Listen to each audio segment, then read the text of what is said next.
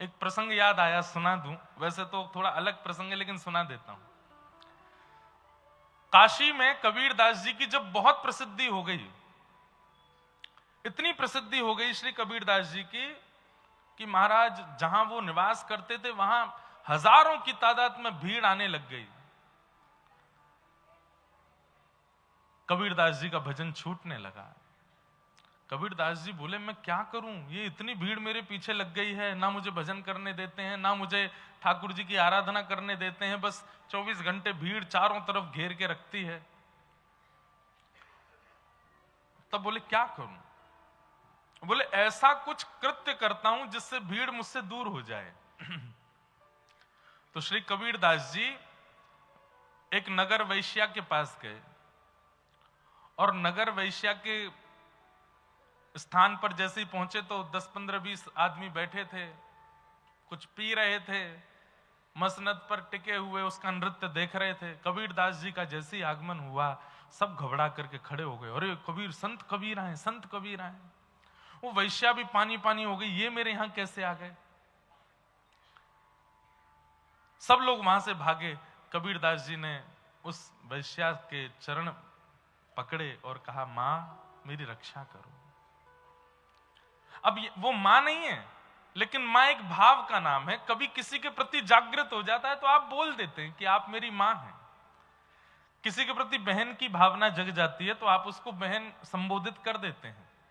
हाँ, किसी के प्रति पत्नी या पति की भावना जागृत नहीं हो सकती कि भाई तुम तो हमारे पति जैसे लगते हो तुम तो हमारी पत्नी जैसे लगते हो। ये भावना थोड़ी गलत है। पर मां, पिता, पुत्र, पुत्री, चाची, चाचा, दादी, दादा, ये सारे संबंध आप कहीं भी देख सकते हो, उसमें कोई वो नहीं। पर अति पर्सनल जो ये पति पत्नी का संबंध होता है, ये ठाकुर जी के अलावा किसी में नहीं देखा जा सकता। ठाकुर जी में पति दृष्टि रख सकते हैं, ठाकुर जी में पत्नी दृष्टि रख सकते हैं। तो जाकर के कबीरदास जी ने कहा मां मेरी रक्षा करो। वैश्या घबरा गई, आप मेरे पैर क्यों छू रहे हैं? और मैं एक वैश्या हूं, आप इतने बड़े संत, मैं आपकी रक्षा कैसे करूंगी? बोले मुझे प्रसिद्धि से बचना है, मैं बहुत परेशान, मेरा भजन छूट गया है प्रसिद्धि के कारण। तो बोले क्या करें? बोले आप एक नगर यात्रा पर निकलती हो कभी कभी संध्या के रात्रि के समय पर, और आपको देखने के लिए असंख्य जो व्यसनी लोग हैं उनकी भीड़ लगती है। तो आप जब निकलती हैं जिस रथ में, उसमें मुझे भी बैठा लेना, और साथ में एक बोतल में मैं भी रामानंदाचार्य जी का सुंदर अभिषेक युक्त जल मैं भी पीता रहूंगा, थोड़ा इधर उधर ऐसे सिर विर करूंगा, आपके बगल में बैठ जाऊंगा तो मेरी अप्रसिद्धि हो जाएगी, मेरा अपयश हो जाएगा सब जगह। और प्रसिद्धि लगने में वर्षों लगते हैं, पर अपयश होने में एक रात ही काफी है। एक रात काफी है। एक रात भी बहुत बड़ी बात कह रहा हूं मैं, 1 घंटा काफी है। आप लोग सोच लीजिए कि संसार कितना विचित्र है। किसी व्यक्ति के अच्छे कर्म को हमें पता लगने में 10 साल लग जाते हैं कि इस व्यक्ति ने यह भी किया है। कलकत्ता के कई ऐसे धनी मानी लोग होंगे जिन्होंने बहुत सेवा के प्रकल्प भी यहां कर रखे हैं, पर हम उसको उन भावों से नहीं जानते। हम जानते ये धनवान है, इसके पास ये गाड़ी है, इसके पास ये प्रसिद्धि है, इसके पास ये उपलब्धि है, लेकिन सालों बाद पता चलता अरे वो चिकित्सालय भी इनका है, वो वृद्धाश्रम भी इन्हीं का है, अरे ये इतनी कन्याओं का ब्याह भी कराते हैं। मतलब श्रेष्ठ बातें पता लगने में समय लगता है। और कोई व्यक्ति कुछ गलत कर दे, दिन में ही पता चल जाएगा, रात में किया दिन तक तो खबर फैल गई। कितना खतरनाक है संसार। अपयश को फैलाने में हमको समय नहीं लगता। कबीरदास जी बोले आप ऐसा कर दो, तो वो ठीक है। अब वो वैश्या ने अपने रथ में कबीरदास जी को बैठा लिया। कबीरदास जी बढ़िया चरणामृत पी रहे हैं। अब चरणामृत वो भी चंदन आदि लगा करके चरणामृत निकाला गया, तो शीशे के पात्र में वो लग ही रहा था कि कोई पीला पानी है।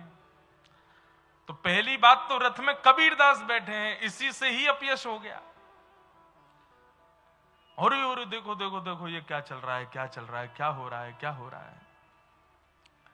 कबीरदास जी वो पानी और पी में जोर जोर से, तो महाराज पूरी काशी में क्या पूरे भारत में अपयश हो गया कबीरदास जी का। लोगों ने कह दिया हम तो पहले ही कह रहे थे मुस्लिम का जाया है, ये कैसे हिंदू देवताओं को पूज करके पूजनीय हो सकता है। जो लोग कबीरदास जी का सत्संग सुनने जाते थे उनके माता पिता पतियों ने घर में रोक टोक लगा दी, अरे इसका सत्संग सुनने जाओगे, वो एक वैश्या के संग घूमता है। अचानक से भीड़ कम हो गई। कबीरदास जी बोले अब अच्छा, अब शांति है, अब सब दूर दूर तक चले गए हैं, अब बढ़िया है। तब भजन में उनका मन लगा। तो अपयश जानबूझ करके कराया अपना, ताकि भजन। फिर बाद में राजा को भी संशय हो गया कि मेरे गुरुजी में सच में दोष है क्या, लेकिन फिर बाद में जाकर के वो सब स्पष्ट हुआ कि ये भीड़ दूर करने के लिए चैतन्य महाप्रभु, श्रीमन चैतन्य महाप्रभु आजानुलंबित बाहु थी उनकी, इतनी लंबी बाहु थी कि वो जब चलते थे तो उनकी भुजाएं घुटने तक स्पर्श होती थी। दूसरा, चैतन्य महाप्रभु हैं तो श्री कृष्ण ही, तो जब चाल चलते थे तो वो उनकी चाल इतनी मधुर लगती थी कि मतलब मान लीजिए कि जब महाप्रभु जी प्रवचन करते थे तो हजारों की तादाद में पश्चिम बंगाल के वैष्णव सुनने के लिए आते थे, लेकिन उसमें 40% लोग सुनने नहीं आते थे, केवल महाप्रभु जी को देखने आते थे कि ये सुंदर कितने हैं। और फिर सुनहरे केश थे, सन्यास ग्रहण करने से पहले तो कभी कभी जब हवा चलती थी तो जब महाप्रभु जी के सुनहरे केश मुख पर आते और जब वो हटाते, आहा, पीछे के 10-5 लोग तो ऐसे मूर्छित होके गिरते। क्या स्वरूप है चैतन्य महाप्रभु का, और नाम ही है गौरांग। तो ऐसा गौर वर्ण था उनका कि जब सूर्य की किरण पड़ती थी तो उनके अंग को देख करके कितने लोग मोहित हो जाते थे। लेकिन महाप्रभु जी ने विचार किया, इतनी भीड़ हो गई है मेरे साथ में, ये भीड़ है किस लिए, इतने लोग प्रवचन सुनने वाले तो नहीं है। तब उनको पता चला कि ये मेरे रूप स्वरूप और मेरे उस पर ज्यादा आकर्षित हैं। तब जब महाप्रभु जी ने सन्यास ग्रहण किया और जैसे ही अपने केश दान करवाए, तो चैतन्य चरितामृत में कितना सुंदर भाव है कि जो नाई बाल काटने के लिए आया ना, उसके भी हाथ कांप रहे थे, महाप्रभु जी के केशों को मैं कैसे हाथ लगाऊं। और जब उसने अपना उस्तरा सिर पर रखा है और जैसे ही खींचना प्रारंभ किया, उसको 2-3 बार तो मूर्छा आ गई कि मैं कैसे कर सकता हूं, इतने सुंदर रूप को मैं कैसे केश विहीन करूं। तो महाप्रभु जी ने हाथ से पकड़ा, उसमें बल आया, बोले कि तुम्हारा कार्य है, करो। तो जब केश विहीन कर दिया तब भी लग तो सुंदर ही रहे थे, लेकिन 30% जनता कम हो गई। क्यों? वो मरी केश पर रहे थे वो, और केश चले गए। धीरे धीरे फिर वही रह गए जिनका माध्यम जगन्नाथ जी थे, जिनको जगन्नाथ जी को प्राप्त करना था, वो रह गए महाप्रभु जी के साथ। बाकी की जो अराजक भीड़ थी वो सब छटने लगी। तो ये विषय मैंने इसलिए शुरू किया कि हम कई संबंध भाव से मान लेते हैं। गुरु भी एक भाव का नाम है, पर फिर भी आपने पूछा है कि हम अपने गुरुदेव के प्रति कैसा भाव रखें। तो वैसे तो कहा गया कि गुरु को साक्षात परब्रह्म मानो, लेकिन हम अभी घनघोर कलिकाल में, बहुत लॉजिकल बात है, हम परब्रह्म नहीं देख पाएंगे गुरु में। लेकिन मैं महाराष्ट्र के भक्तों से सीखता हूं, तो गुरु में क्या देखो, बोले गुरु में मां देखो, ये मेरी मां है, मेरी मैया है, और अपने गुरु को मैया कहो। हमारे भारत में पहली, इधर देखो, यहां देखो, हमारे भारत में पहली महिला साधु हुई और उनका नाम था, मैं नाम भूल गया, ऐसे मेरे को विक्षेप होता, और अब अभी याद था, सहजोबाई। क्या नाम था? सहजोबाई। उनके गुरुदेव थे श्री श्यामचरण दास जी महाराज। अब पूरा संबंध तो कैसे बताऊं, पर हमारी गिरधर लाल जी का जहां अभी ब्याहुला हुआ है, और ब्याहुला में जहां से हमारी श्री जी आई हैं ठाकुर जी की, वो इसी परंपरा से आई हैं जिनकी हम कथा सुना रहे हैं, श्यामचरण दास जी की। श्री सुख संप्रदाय, जिसे सरस निकुंज कहते हैं, वहीं के आचार्य हुए श्यामचरण दास जी, उनकी शिष्या थी सहजोबाई। और वैसे शारीरिक संबंध में सहजोबाई और श्यामचरण दास जी दोनों बहन भाई हैं, दूर के बहन भाई थे। वो पूरा संबंध मुझे याद भी नहीं है, पर ये बहन भैया ही थे। पर अपने भाई को गुरु मानती थी सहजोबाई। तो उन्होंने अपने गुरुदेव के लिए जो संबोधन किया है,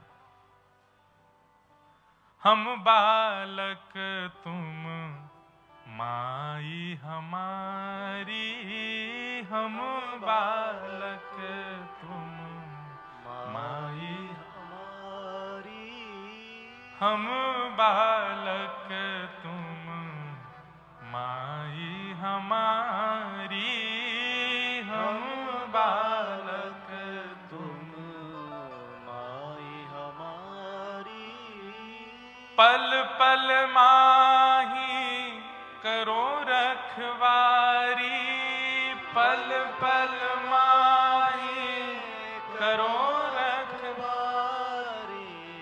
गुरु भी तो यही करता है, माँ भी यही करती है। माँ जब बालक छोटा होता है, कहीं गिर ना जाए, कहीं लुढ़क ना जाए, कुछ खा ना ले, कुछ पी ना ले, कुछ उल्टा सीधा उठा ना ले, माँ 24 घंटे ध्यान रखती है उसका। गुरु भी तो यही करता है। अगर आप हर दिन अपने गुरु की वाणी सुनते हैं तो गुरु क्या करता है? संभालता ही तो है। ये मत करना, ऐसा मत कर देना, यहां मत चले जाना, ये मत खा लेना, ये मत पी लेना, इस प्रकार का व्यवहार विचार मन में मत ले आना। पल पल माही करो रखवारी, पल पल माही करो रखवारी, हो हम बालक तुम माई हमारी, हम बालक तुम माई हमारी। वैसे तो गुरु परब्रह्म हैं, परंतु आजकल जो समय चल रहा है, हो सकता है कि आप परब्रह्म दृष्टि ना कर पाओ गुरु के प्रति, इसलिए मां की दृष्टि रखो। वो भले ही पुरुष रूप में, फिर भी उनको मां ही देखो। ये हमारी मैया है, हमारी मां है। संत श्री ज्ञानेश्वर माउली उनको कहते हैं महाराष्ट्र में। माउली मतलब मां। ज्ञानेश्वर जी महाराज को माउली कहते हैं। वहां तो पंडरीनाथ विठल भगवान को भी माउली कहते हैं। रामकृष्ण परमहंस कौन है? स्वामी विवेकानंद की मां है, मैया है। वही तो समझा रहे हैं। तो इसलिए आपका जो भाव है कि गुरु के प्रति क्या भाव रखें, वैसे तो परब्रह्म भाव होना चाहिए, परंतु आप इतनी श्रेणी में नहीं पहुंचे कि आप अपने गुरु को परब्रह्म ही देखो। इसलिए मां दृष्टि में देखो, मां के रूप में देखो।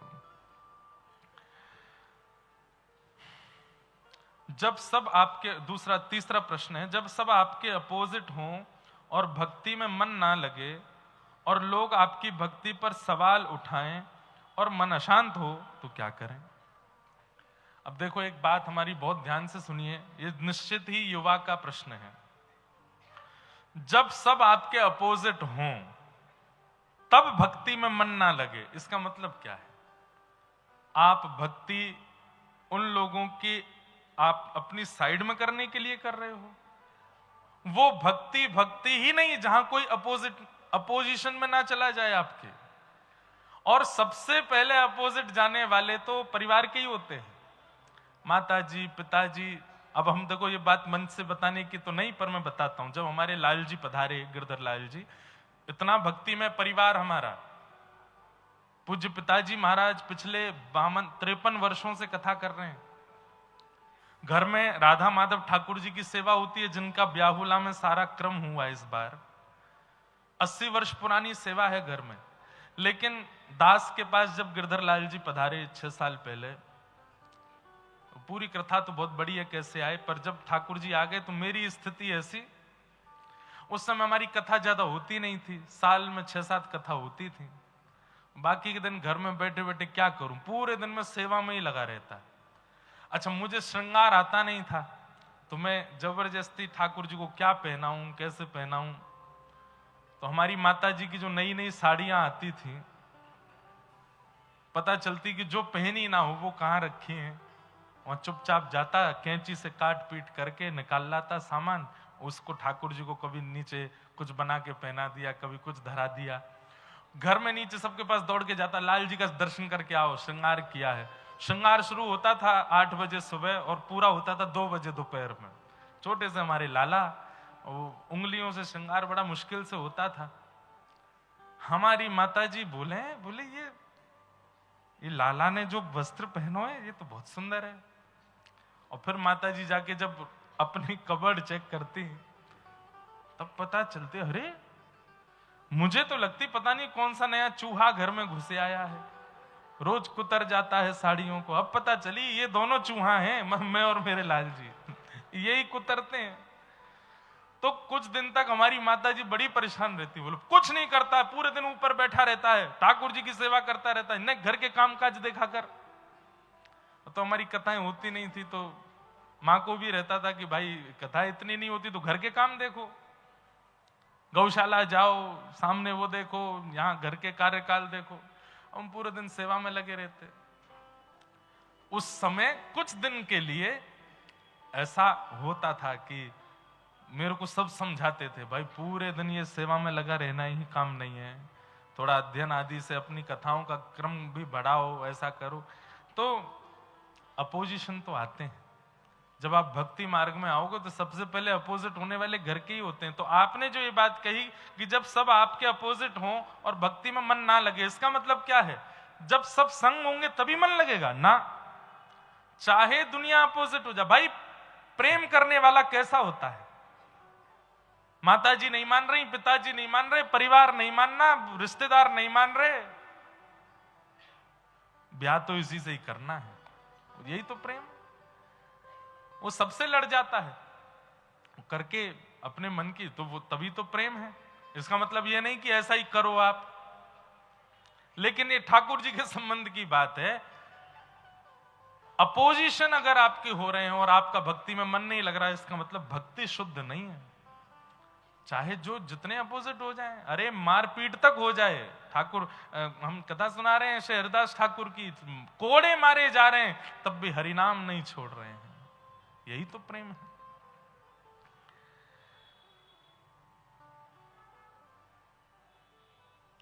फिर किन्हीं ने लिख करके कहा है कि महाराज जी, जीव गोस्वामी पाद जी के बारे में भी कुछ कहिए। जरूर सुनाऊंगा, मन में भाव आएगा। इन्होंने कहा फिर हमारे ठाकुर जी राधा दामोदर जी के लिए जय बोल दो, राधा दामोदर लाल की। फिर एक व्यक्ति ने एक संकेत भी किया है कि महाराज जी, इस कलकत्ता की भूमि पर ऐसी भक्ति वेदांत स्वामी श्री प्रभुपाद जी का भी जन्म हुआ कलकत्ता में ही। तो आप बंगाल के वैष्णवों के बारे में बोल रहे हैं, तो यह भी एक बार बोल दीजिए कि कलकत्ता में ही इस्कॉन के संस्थापक श्री भक्ति वेदांत स्वामी प्रभुपाद जी का जन्म हुआ। बहुत बहुत आपको शुभकामनाएं कि ऐसी धरती पर, पावन धरती पर उनका प्रादुर्भाव हुआ, जिनके कारण आंग्ल देश में जन्मे लोग भी हरि नाम कीर्तन करने लगे, महामंत्र का उच्चारण करने लगे, गीता जी को जानने लगे। ऐसे महापुरुष यहाँ प्रकटे। ये यहाँ का सौभाग्य है, इस भूमि का सौभाग्य है। और आज गणतंत्र दिवस है। आप समस्त वैष्णव भक्त वृंदों को आज के पावन दिवस की बहुत बहुत शुभकामनाएं, बहुत बहुत बधाई, बहुत बहुत हृदय से आभार। भारत के कुछ प्रसिद्ध राष्ट्र दिवस हैं, जिनमें से एक आज है। 15 अगस्त के दिन हम लोग स्वतंत्रता दिवस मनाते हैं। 2 अक्टूबर के दिन हम लोग गांधी जी की जयंती का दिवस मनाते हैं, और भी कई सारे दिवसों को मनाते हैं। परंतु हमें लगता है कि भक्ति, कृष्ण भक्ति और राष्ट्र भक्ति हर दिन होनी चाहिए, केवल एक ही दिन नहीं। आज मुझे कोई बोला महाराज जी तिरंगा पहन के बैठना मंच पे, मैंने आज ही क्यों बैठे? बैठे तो फिर रोज बैठे। तिरंगा तो रोज पहन के बैठना चाहिए, आज ही क्यों बैठे? आज के दिन ही कई लोग गालों पे भी तिरंगा लगवाते हैं, तिरंगा वाले पटका पहनते हैं। हमको पता नहीं क्यों ऐसा लगता है कि एक ही दिन क्यों? अब नवरात्रि में भाई लोग और कई परिवारी लोग छोटी छोटी बालिकाओं को घर में बुला करके उनका पूजन करते हैं, चरण धोते हैं, उनको होते हैं।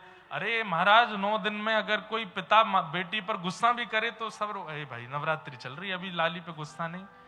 ये नवरात्रि 9 ही दिन की थोड़ी होती है, हर दिन होना चाहिए। एक स्त्री का पूजन, एक बालिका का पूजन, एक बालिका का सम्मान तो हर दिन होना चाहिए। तो ये जो हमने पूरे साल भर में कुछ दिन राष्ट्र को, कुछ दिन ठाकुर जी को, कुछ दिन देवी आराधना को दिए हैं, हमें लगता है 365 दिन ये होना चाहिए, ये एक दिन का विषय नहीं होना चाहिए। आज के दिन तो इतनी राष्ट्रभक्ति जग जाती है, सुबह सुबह अभी वंदे मातरम चल रहा है, कहीं पर राष्ट्रगान, कहीं राष्ट्रगीत, कहीं तिरंगा फहराया जा रहा है, और कल कुछ नहीं होगा, 27 जनवरी को नहीं होगा। ऐसे ही नवरात्रि में होता है, 9 दिन तक तो बिल्कुल व्रत करते हैं, और जहां दशमी लगी, एकादशी गई, द्वादशी को महाराज भारतवर्ष के मुर्गों की सामत आ जाती है। बोले 9 दिन तो तुम बच गए, अब कहां भागोगे, मछलियों की सामत आ जाती है। ऐसे नवरात्रि का क्या फायदा,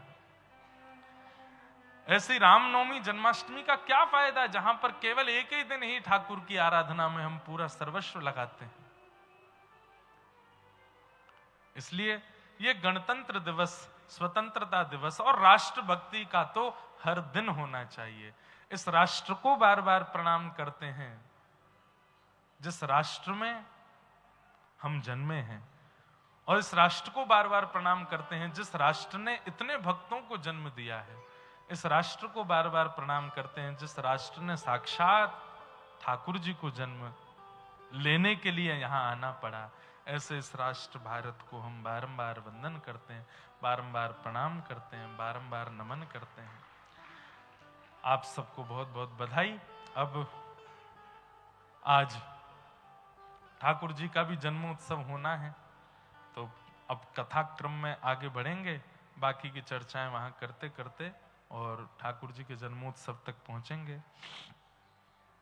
कल हम लोगों ने श्रवण किया कि परीक्षित को 7 दिन में मरने का श्राप लगा, और वो सुखदेव जी की सन्निधि में आकर के कहते हैं कि महाराज, जल्दी मरने वाले की मुक्ति का उपाय बताओ।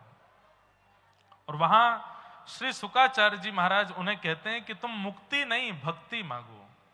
मुक्ति के बाद तो, मुक्ति का मतलब तो मृत्यु के बाद भगवान का दर्शन होता है, पर भक्ति का मतलब तो जीते जी भगवान का दर्शन होता है। जीवित अवस्था में ठाकुर जी का अनुभव हो, इस कामना से तुम कथा का श्रवण करो।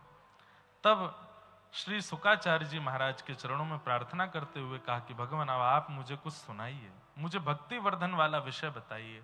और यहां से श्री सुखदेव जी अब बिल्कुल प्रारंभ से शुरू करते हैं और सृष्टि प्रसंग सुनाते हैं। सृष्टि प्रसंग सुनाते हुए उद्धव और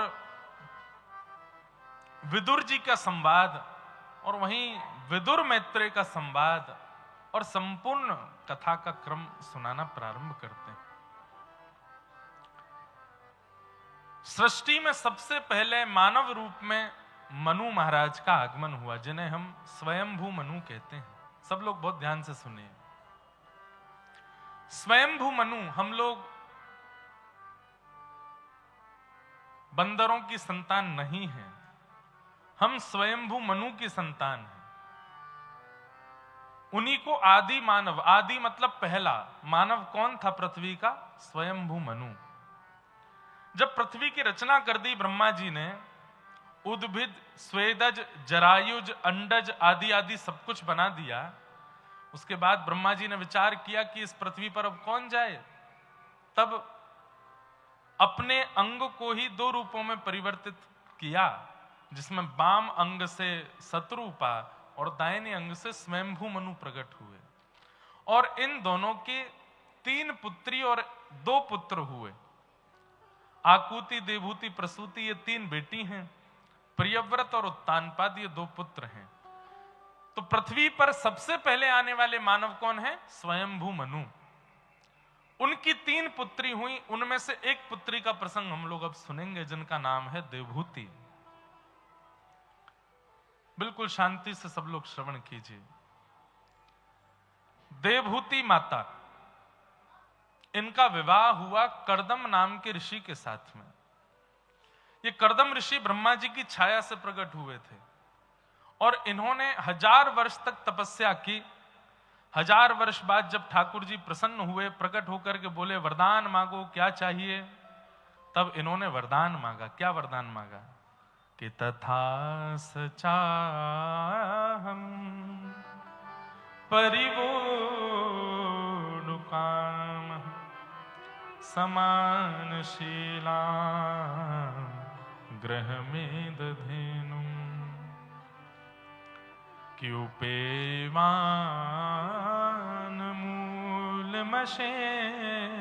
क्यूपेवानमूलमशेषमूलम् दुराशय कामदुदांघ्रिपश्य। बहुत सावधानी से सुनिएगा। और जिन लोगों के विवाह नहीं हुए हैं अभी तक, वो इस श्लोक को याद कर लीजिएगा और नित्य ठाकुर जी से यही श्लोक बोलना है। अब विवाह हो जाएगा इसकी गारंटी नहीं है, पर जिससे होगा वो अनुकूल होगा आपके। 1000 वर्ष तक तपस्या की स्वयंभू मनु ने, और स्वयंभू मनु की जब तपस्या से प्रसन्न होकर नारायण प्रकट हो गए शंख चक्र गदा पद्म धारण करके, तो कहा वरदान मांगो क्या चाहिए। तब उन्होंने ये श्लोक कहा और कहा भगवान एक ही वरदान दीजिए। बोले क्या? मैं आपसे जितना प्रेम करता हूं, मैं आपकी जितनी सेवा करता हूं, मैं आपकी जितनी भक्ति करता हूं, मुझसे भी 100 गुना ज्यादा प्रेम भक्ति और सेवा करने वाली एक कन्या से मेरा ब्याह हो जाए, ये कृपा कर दो। ऐसा वरदान ना पहले कभी किसी ने मांगा था, ना आज तक कोई मांग पाया ठाकुर जी से। क्या मांग रहे हैं? 1000 वर्ष के तप के फल में कोई ये मांगता है कि नाथ कोई ये मांग ले मुझे सुंदर कन्या मिल जाए, मेरा सुंदर पति से ब्याह हो जाए, अच्छे धनवान संपत्तिवान परिवार में हो जाए, ये सब बोलते हैं लोग। पर ऐसी आराधना गौ के समान सीधी साधी और आपकी भक्ति करने वाली, आपसे प्रेम करने वाली एक कन्या से मेरा विवाह हो जाए, ये वरदान दे दीजिए। ठाकुर जी इतने प्रसन्न हो गए। बोले तुमने 1000 वर्ष की तपस्या इसलिए की थी? बोले जी नाथ। वाह, क्या समझ में आती है बात? आपने कई सत्संगों में सुना होगा भगवान से पुत्र नहीं मांगना चाहिए, भगवान से पुत्री नहीं मांगनी चाहिए, भगवान से व्यापार घर बार बन जाए, ये सब नहीं मांगना चाहिए भगवान से सब। लेकिन यहां एक बात सिद्ध हो गई, केवल पुत्र मत मांगो। ठाकुर जी से कहो कि नाथ भक्तिवान पुत्र प्राप्त हो, ठाकुर जी भक्तिवान पुत्री प्राप्त हो। करमेती बाई का नाम सुना है सबने? जैसे भक्तिमती मीराबाई हैं, ऐसी राजस्थान में प्रकट हुई करमेती बाई। करमेती बाई जी के प्रसंग में आता है कि उनके पिताजी ब्राह्मण कुल में थे, कथा आदि करते थे, संतान हुई नहीं, तो अपनी कुल देवी से हट करके गए कि मैं कुल देवी के पास जा रहा हूं, मुझे पुत्री की, मुझे संतान चाहिए, और अगर मुझे संतान का आशीष नहीं दिया तो मैं अपनी बलि चढ़ा करके आ जाऊंगा देवी के ऊपर। इस कामना से निकले तो मार्ग में ही एक सुंदर स्त्री का दर्शन हो गया। उस स्त्री को देख करके इनके पिताजी, करमेती बाई के पिताजी बोले कि तुम सामान्य तो नहीं हो, कौन हो? बोले मुझे नहीं पहचाने, मैं तुम्हारी कुल देवी हूं। तो तुरंत चरणों में गिर गए। बोले मां आप यहां प्रकट हो गए? बोले तुम क्या कह रहे थे कि अपनी बलि चढ़ा के आ जाओगे यदि मैंने तुम्हारी कामना पूरी नहीं की? बोले मां मैं क्या करता, आधा जीवन निकल गया विवाह के बाद, अभी तक संतान नहीं है, इसलिए मैंने हठ पूर्वक, गलती हो, क्षमा हो गई, मुझे क्षमा कर दीजिए, मैंने आपसे ऐसा कहा। बोले जाओ 4 पुत्र होंगे तुम्हारे। तब करमेती बाई के पिताजी ने हाथ जोड़ करके कहा पुत्र होंगे अच्छी बात है, पर मेरी इच्छा तो एक पुत्री की है। जब पुत्री की, उस समय में कोई पुत्री नहीं मांगता था, भ्रूण हत्या हो जाती थी, स्त्रियां घर में जन्म लेती, बालिका तो उसके प्रति बड़ी दुर्भावना आदि रखते थे, और सब रहा ही है भारत में। ये भारत का इतिहास नहीं था ऐसा। ये मुगलों ने जब आक्रमण किया भारत के ऊपर, उसके बाद भय के कारण माता पिता की हम इसकी रक्षा कैसे करेंगे, इसलिए ऐसी धारणा बनती चली गई। क्योंकि मुगल आक्रांत घरों से उठा उठा करके ले जाते थे और माता पिता कुछ नहीं कर पाते थे। भारत की ऐसी कभी इतिहास नहीं रहा कि यहां पर स्त्री माता बालिकाओं का कभी भी जन्म सफल नहीं माना जा, यहां तो मांगा गया है कि हमारे यहां पुत्री हो जाए। तब इन्होंने वरदान में मांगा कि 4 पुत्र होंगे अच्छी बात है, लेकिन एक पुत्री हो, ये मेरा सौभाग्य होगा।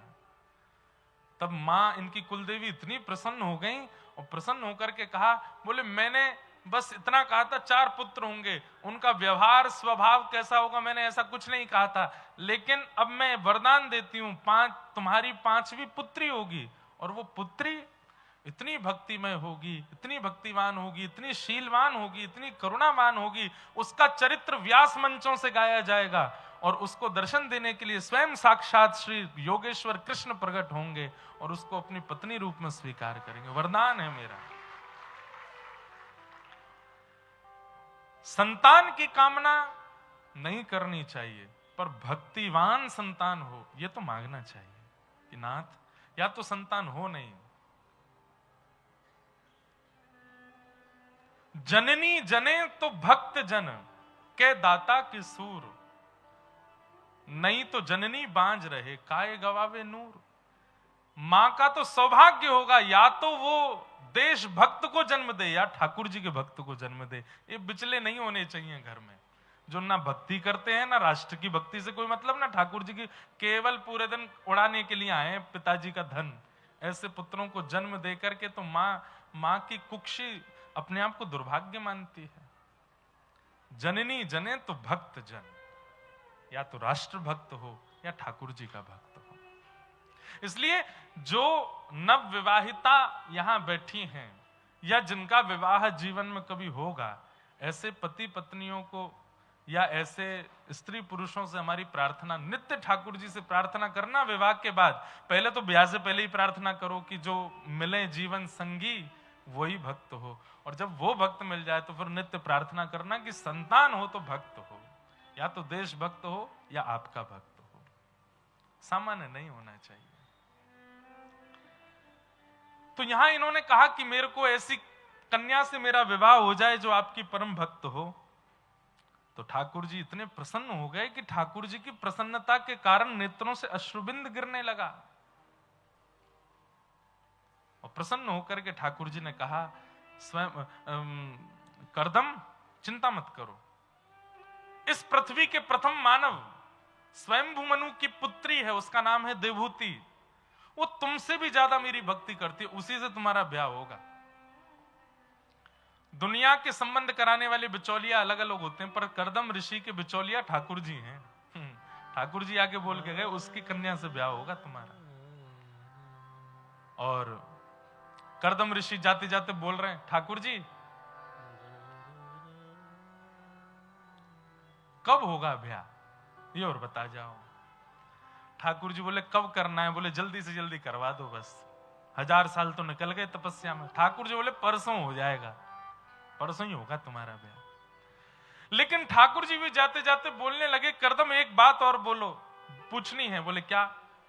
तुमने मुझे नहीं मांगा, 1000 वर्ष की तपस्या के बाद तुम मेरी कामना भी तो कर सकते थे। बोले नाथ आपको मांग लूंगा तो आपको देख लूंगा, देखने के बाद में एक समय आएगा नेत्र थक सकते हैं, मैं शरीर की कोई गारंटी नहीं लेता, एक समय आएगा कि मेरी आंखें थक सकती हैं, मेरे हाथ पैर आपकी सेवा में थक सकते हैं, पर आपको ना मांग करके एक भक्त जीवन साथी मांगूंगा, तो दोनों एक दूसरे के साथ में बढ़िया कीर्तन संकीर्तन कथा सुन करके नित्य ऊर्जा में रहेंगे और नित्य आपकी भक्ति में हमारा वर्धन होता रहेगा। इसलिए नाथ मैंने भक्त जीवन साथी मांगा। ठाकुर जी जाते जाते बोले, सुनो भाई, हम तुमसे बड़े प्रसन्न हैं, तुमने एक वरदान मांगा लेकिन एक हम अपनी तरफ से देना चाहते हैं। करदम ऋषि बोले क्या? बोले एक वरदान तुमने मांगा तो हमने दे दिया कि करदम ऋषि की स्वयंभू मनु की पुत्री से तुम्हारा ब्याह होगा, एक वरदान हम अपनी तरफ से दे रहे हैं। बोले क्या?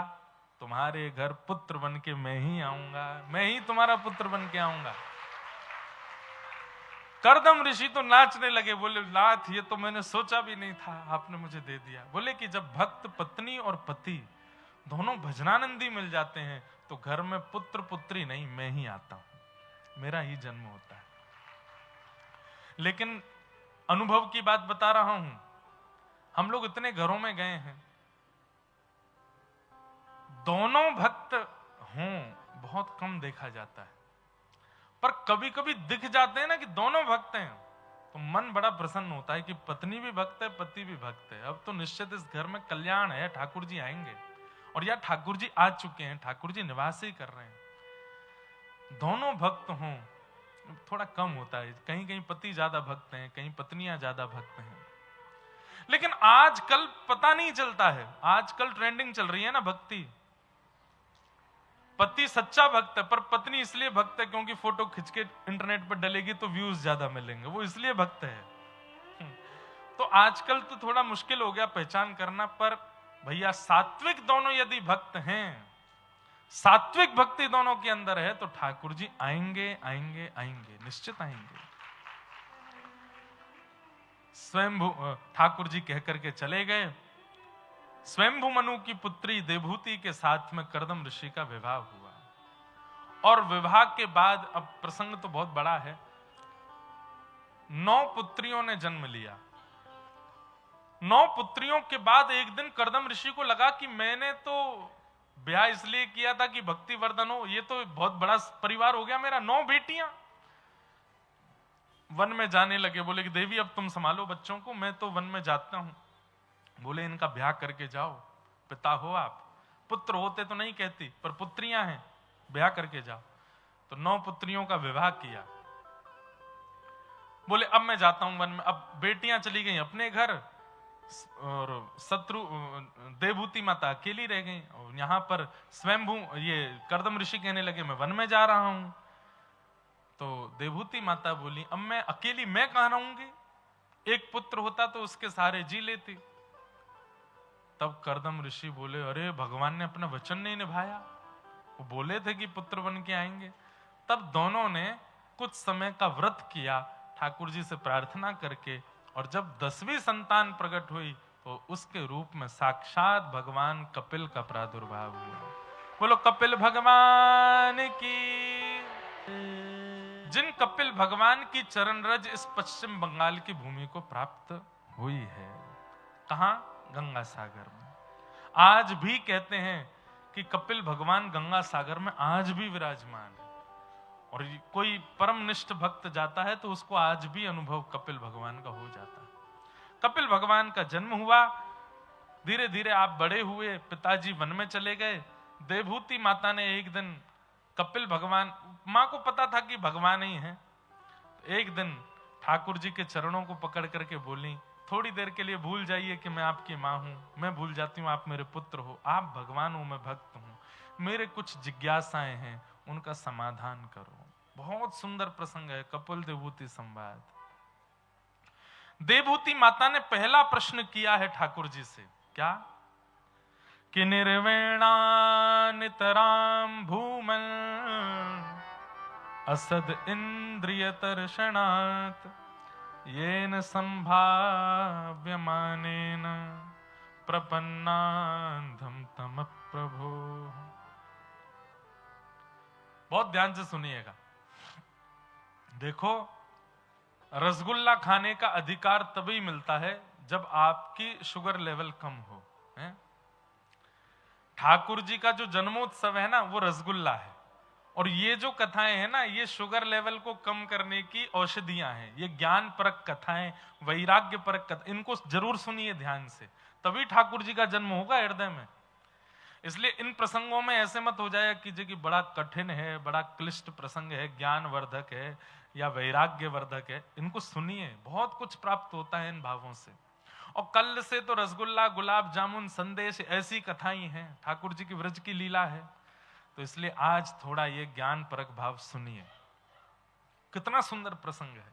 देवहूति माता कहती है, नाथ मैं अपनी शरीर की समस्त इंद्रियों की इच्छा पूरी करते करते हार चुकी हूं, पर मेरी इच्छाएं पूरी नहीं हो रही हैं।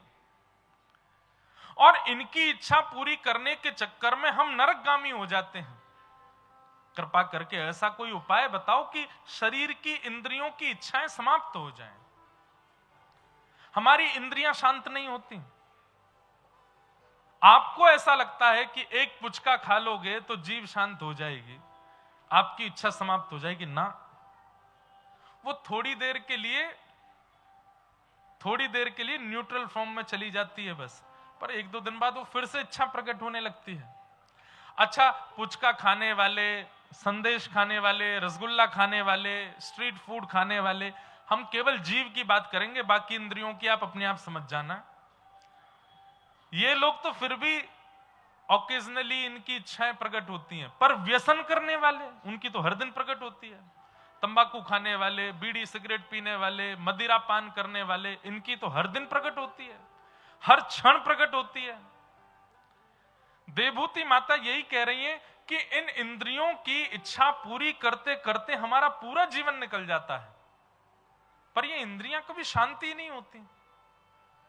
आपको ऐसा लगता है कि बुढ़ापे में इच्छाएं नहीं होती, बुढ़ापे में इच्छाएं बहुत होती हैं, पर इंद्रियां ताकतवर नहीं रहती। तब बुढ़ापे में भी इच्छा होती है पुचका मिले, पर दांत ही नहीं है। बुढ़ापे में इच्छा तो होती है कि हम भी कुछ समोसा आदि ये सब पावें, पा तो लेंगे, पचाएंगे कैसे, लिवर काम नहीं करता। इच्छाएं बहुत होती हैं व्यक्ति की, मरते दम तक इच्छाएं रहती हैं, पर उस समय शरीर साथ नहीं देता। ऐसा मैं क्या करूं जिससे मेरी इच्छाएं समाप्त हो जाएं, मेरे तन को फिर कोई इच्छा ना रह जाए। पहला प्रश्न ठाकुर जी इसका उत्तर दे रहे हैं। बंधुओं, इसको दर्शन शास्त्र कहते हैं।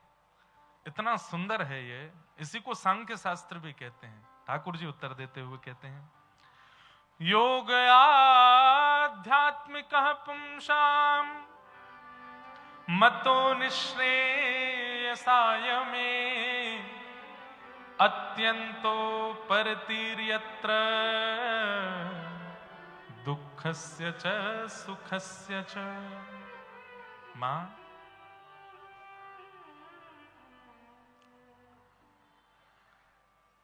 आध्यात्मिक योग की कमी होने के कारण, आध्यात्मिक योग किसको कहते हैं? सीधी भाषा में सत्संग। व्यक्ति जब सत्संग शून्य हो जाता है तो उसकी इंद्रियां एक्टिव हो जाती हैं। अभी इसका प्रमाण दूं, यहां पर कितने सारे लोग हैं, सब बैठे हैं, कोई चेयर पे बैठे हैं, सोफा पे बैठे हैं, नीचे बैठने वाले पहले दिन से ज्यादा हो गए अब। पर इतनी देर आप किसी और सभा में नहीं बैठ सकते, पर यहां आप लोग बैठे हैं। ये भी भूल गए कि हमारे पैरों में दर्द हो रहा है, ये भी भूल गए कि हमने पानी नहीं पिया, ये भी भूल गए कि पीछे कोई सपोर्ट नहीं है, बस बैठ करके एक टक व्यासपीठ की ओर देख करके कथा सुन रहे हैं। आपकी इंद्रियों की इच्छाएं कहां चली गई इस वक्त? वो सब समाप्त हो गई, क्योंकि आपका पूर्ण रूपेण मनोयोग कथा में लगा है, सत्संग में लगा है। यही 7 दिन का क्रम यदि 365 दिन होने लग जाए तो धीरे धीरे आपकी इंद्रियों की इच्छाएं अपने आप शून्य होती चली जाएंगी, समाप्त होती चली जाएंगी, सामान्य होती चली जाएंगी। ठाकुर जी कह रहे हैं, मां, इंद्रियों को संभालने का एक ही तरीका है, क्या? अपना संग सुधारो, अपना वातावरण सत्संग युक्त कर लो। एक बात प्रमाणित करें, आप अभी जाइए और पुचका की दुकान पर जाके आप पानी पूरी खाओ, आपको खिला देगा। पर यहां धोती पहने हुए, बगलबंदी पहने हुए, नीचे खड़ाऊं पहने हुए, तिलक लगाए हुए, पटका डाले हुए हम जाएंगे ना, तो पुचका वाला बोलेगा, महाराज जी 1 मिनट रुको, पहले मैं धो लूं, हाथ वाथ साफ कर लूं, थोड़े बर्तन स्वच्छ कर दूं, प्याज लहसुन की सामग्री दूर कर दूं, दूसरी चटनी। अगर वो वास्तव में रूप देख करके पहचान, मतलब थोड़ी उसकी भावना, ये भावना उसके मन में कैसे आई कि मैं पवित्रता कर लूं? क्योंकि वस्त्रों से पता चल रहा है कि व्यक्ति सत्संगी है। इसलिए व्यवहार और सांसारिक व्यक्ति वस्तु इसको परोसनी नहीं है, इसलिए वो व्यवस्थित करने में लग जाता है। अरे कहां तक कहें, हम फ्लाइट में जाते हैं तो पहले एयर होस्टेस पूछ लेती थी वेज नॉन वेज, अब नहीं पूछती। महाराज जी जैन लोगे, फ्रूट प्लेटर लोगे? क्यों? उसको कैसे पता कि ये नहीं खाने वाले हैं? स्वरूप ने बता दिया। तो इसका मतलब क्या? ये स्वरूप भी सत्संग है, ये तिलक भी सत्संग है। आप कैसे बैठते हैं, कैसे उठते हैं, कैसे लेटते हैं, कैसे खाते हैं, वो भी सत्संग है। केवल प्रवचन सुनना सत्संग नहीं होता, आपका आचार विचार, चलना फिरना, उठना बैठना, वस्त्र पहनना भी एक सत्संग का द्योतक होता है। उससे भी कई वातावरण की चीजें पवित्र होती चली जाती हैं। और जब व्यक्ति इस प्रकार का व्यवहार करने लगता है, इस प्रकार से जीवन जीने लगता है, तो अपने आप उसकी इंद्रियां शांत होने लगती हैं। मां, हम लोगों की स्थिति कैसी हो गई है, जो कुकर होता है ना, कुत्ता, उसको हड्डी बहुत प्रिय होती है। क्यों? उसमें ना तो रस है, ना खाने की कोई वस्तु है, जड़ हड्डी उसको प्रिय क्यों है? कहते हैं कि वो उसको जब चबाता है तो उसके दांत जो हैं, उसके मसूड़ों से रक्त निकलता है, अपने ही रक्त को जीभ पर लेकर के वो खुश होता है। पीड़ा तो बहुत होती है, पर इतना आसक्त हो चुका है कि अपने रक्त से ही उसको आनंद आने लगता है। हमारी आपकी स्थिति भी ऐसी है। समोसा खाने से, पुचका खाने से, उल्टे सीधे चीज खाने पीने से पता है कि हमारे शरीर को ही ठेस पहुंचने वाली है, शरीर को ही बुरा होने वाला है, लिवर खराब होने वाला है, हार्ट फेल हो जाएगा, ब्लॉकेज हो जाएगी, ये हो जाएगा, वो हो जाएगा। लेकिन हम इतने आसक्त हो चुके उस वस्तु के सेवन में कि हम जानते हुए भी नहीं छोड़ते। तंबाकू खाने वाले लोग यहां पे भी बहुत बैठे हैं, पर मैं उनकी ओर देखूंगा नहीं। वो कहेंगे महाराज जी हमको ही कह रहे हैं, पर मैं कह दूं, ये तो स्वतंत्र है, यहां से तो मैं बोल सकता हूं। तंबाकू की सुगंधी नहीं ले सकते आप। सुगंधी तो बोलना उसको अपराध है, दुर्गंध है, दुर्गंध। और वो ऐसा वाला जो होता है ना, ये वाला, ये तो बहुत ही गंदा होता है। आप कहोगे महाराज जी आपको कैसे पता? 2-4 लोग हमने भी देखे हैं। एक थे, एक बार गाड़ी में, बहुत पहले की बात, उन्होंने ऐसे करके जैसे ही ऐसे फटकारा, और उसके बाद जो पता नहीं नाइट्रोजन थी, जाने कार्बन डाइऑक्साइड थी, जाने वो कौन सी थी, बस ये थे कि हे नाथ प्राण बचाओ। तुरंत शीशा वीशा नीचे किए, तब हवा लेकर मैंने कि भाई इसको हम नासिका में नहीं ग्रहण कर पा रहे, तुम इसको जीभ पे कैसे ले लेते हो? बीड़ी पीने वाले, सिगरेट पीने वाले लोग, उस बीड़ी का धुआं, सिगरेट का धुआं जब आ जाता है तो विचलनता हो जाती है, वो उसको भीतर कैसे धारण कर लेते हैं? मांस मदिरा, किसी के घर में मांस बनता है, आप तो सब यहां रहते हैं, अनुभव होता होगा। जल तोरई जब बनाई जाती है, आहा, ऊपर से नीचे तक रूह कांप जाती है, कोई सहन नहीं कर सकता उसकी उस गंध को, लोग उसको खा जाते हैं। कैसे?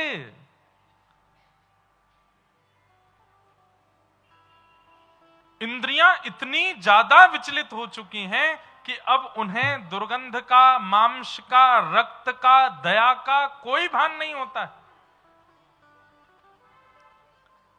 और इसको सुधारने का केवल एक ही तरीका है, सत्संग हर परिस्थिति में ले आओ। हर परिस्थिति मतलब कानों को भी सत्संग कराओ कथा सुना के, नेत्रों को भी सत्संग कराओ संत वैष्णव ठाकुर जी का दर्शन करा के, तन को भी सत्संग कराओ, वस्त्र ही ऐसे पहनो जिससे लगे कि हाँ आप ठाकुर जी के हो।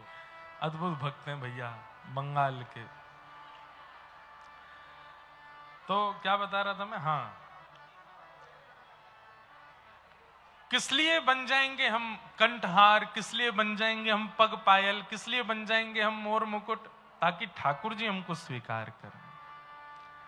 भाई एक बात बहुत ध्यान से सुनने वाली है कि हम सब संसारी लोग, हम बाल भी काटते हैं, भाई लोग दाढ़ी आदि भी बनाते हैं, माताएं बहनें और भी कुछ लगाती हैं मुखमंडल पर, और भी श्रृंगार। सबके पीछे कारण क्या है? सबके पीछे कारण किसी को रिझाना है, किसी को आकर्षित करना, या किसी को नहीं भी तो कम से कम सभा में हम चर्चा का विषय रहें। ये इतना ही रहे कि अच्छे लग रहे हो, 4 लोग ये बोलते हैं अच्छे लग रहे हो। व्यक्ति जब तिलक नित्य धारण करता है, शिखा नित्य धारण करता है, गले में कंठी माला तुलसी धारण करता है, तो एक दिन ठाकुर जी बोल देते हैं कि अच्छे लग रहे हो, सुंदर लग रहे हो। पर हमको मतलब ही नहीं। ठाकुर जी बोले इसकी हमको कोई चिंता नहीं, हम चाहिए ही नहीं कि ठाकुर जी बोले। अरे कुम्मन दास जी के चरित्र में आता है, मैं कथाओं में बताता हूं, कुम्मन दास जी इतने दीनहीन परिवार से थे कि उनके घर में शीशा तक नहीं था। वो अपना रूप भी नहीं, मुखमंडल भी नहीं देख पाते थे। वो नित्य जो तिलक स्वरूप भी लगाते थे तो एक कठौते में जल भर के अपनी छाया देखते थे, और छाया देख करके, जल में छाया देख करके अपना स्वरूप बनाते थे। क्यों? घर में इतनी विषमता। एक दिन गैया का जो बछड़ा होता है वो कठौते का जल पी गया, और कुम्मन दास जी सुबह सुबह अपनी, उनकी एक भतीजी थी, उससे बोली, अच्छा उस कठौते के जल का नाम ही उन्होंने आरसी रख दिया। आरसी मतलब शीशा, आरसी। तो अपनी भतीजी से बोले, अरे सुनो लाली, हमारी आरसी लेके आओ, तिलक स्वरूप लगाना है, आसन लेकर के आओ, आरसी लेके आओ। तो आसन के नाम पे जो हम कपड़े का लगाते हैं, आसन भी उनका ये नहीं था, घास फूस का आसन था। तो उनकी भतीजी बोली, चाचा जी आसन तो पड्डा खा गया और आरसी पी गया, क्योंकि आसन के रूप में घास फूस ही है और आरसी के रूप में जल ही है। तो ठाकुर जी को इतनी दया आई कुम्मन दास जी पे कि इतना दीन है मेरा कुम्मना, इतना सामान्य, फिर भी मेरा नित्य भजन गाता है। ठाकुर जी प्रकट हो गए। आते ही थे कुम्मन दास जी के पास, छोटे से लाला बन के आते थे ठाकुर जी, और किसी को नहीं दिखते थे परिवार में। ठाकुर जी आए गए, अरे कुम्मना तेने तिलक नहीं लगाए हो आज? गिरिराज जी के पास में ही गांव था कुम्मन दास जी का। कुम्मन दास जी बोले, कहा बताऊं जय जय, अब मुखमंडल कहां देखूं, आरसी तो पी गए हो बछड़ा। तो ठाकुर जी बोले, आज तेरी आरसी मैं बन जाऊंगा, तू तिलक लगा। और श्री कुम्मन दास जी अपने हाथ से तिलक लगा रहे हैं और ठाकुर जी बता रहे हैं दिशा। ठाकुर जी कह रहे हैं, हाँ नेक नेक और दाएं ले, नेक दाएं ले, हाँ अब धर दे, अब खींच ले ऊपर, है लग गो, कितना सुंदर लग रहा है। अब यहाँ नीचे तने घुमाए दे, अब दूसरी तरफ खींच ले। हाँ अभी पीरो चंदन भी लेके आया हूं मैं तेरे काजे, याकू ने एक एक पत्रावली बनाए ले अपनी। ठाकुर जी आरसी बन गए कुम्मन दास जी की। कुम्मन दास जी ने पद गा दिया, तू है सखी बड़ भाग बड़ी, नंदलाल तेरे घर आवत हैं, तू अपनो श्रृंगार करत है, तू अपनो श्रृंगार करत है। ये दर्पण हाथ दिखावत है, दर्पण हाथ दिखावत है, तू है सखी बड़ भाग बड़ी, नंदलाल तेरे घर आवत हैं, तू है सखी बड़ भाग बड़ी, गोपाल तेरे। एक बात कहें, जो लोग तिलक रोज नहीं लगाते, वो जब नित्य तिलक लगाने वालों को देखते हैं तो उनको मन में ऐसा आता है, ये स्केल से खींच के आते होंगे, ऐसे कितनी सीधी लाइन आई है इनके। और जो लोग तिलक रोज नहीं लगाते, वो जब तिलक लगाने जाते हैं तो ऐसे कहीं उल्टा सीधा, कभी यहां से टेढ़ा, कभी इधर से टेढ़ा, कभी कहीं से मोटा, कहीं से पतला। भैया वास्तव में जो नित्य तिलक लगाते हैं, अब हम श्री लगाते हैं, एक बार में ही सीधी आती है, ना कुछ इधर उधर कुछ नहीं देखना पड़ता। ये स्वरूप इतना सटीक कैसे लग जाता है? क्योंकि प्रारंभ में आप लगाते थे, धीरे धीरे पर ठाकुर जी लगाने लग जाते हैं। ठाकुर जी ही आपके हस्तकमल में बैठ के आपका स्वरूप बनवाते हैं। ये स्वरूप ठाकुर जी करवाते हैं। तत्परता देखा कि जो नित्य तिलक लगाने वाले जब तिलक लगाते हैं, उनकी तत्परता, आंखों की पलकें भी नहीं झपकते, बिल्कुल ऐसे आरसी में देख करके बिल्कुल सीधा। अब हम लगाते तो पूर्ण तिलक हैं, रामानुज जी हमारे यहाँ दिखते नहीं है। ये यहाँ पर दो अपने श्वेत तिलक भी हैं, नीचे आसन भी है, वो सुबह सुबह आओगे तो दिख जाएगा, इस समय तक पूरा वो मिल जाता है, रम जाता है, वो भी इतना सटीक आ जाता है अपने आप ही, और 2 मिनट लगते हैं। अब आजकल फैशन हो गया तिलक लगाना भी, रोड पे हमारे वृंदावन में देखो तिलक वाले घूमते हैं, छोटे छोटे बच्चे, ये यहाँ राधा छाप, यहाँ पे ऐसे खींच देते हैं, उसमें भी वास्तविकता का अनुभव नहीं होता, उस तिलक में भी आर्टिफिशियल है ऐसा पता चल जाता, क्योंकि ठाकुर जी ने नहीं लगाया है।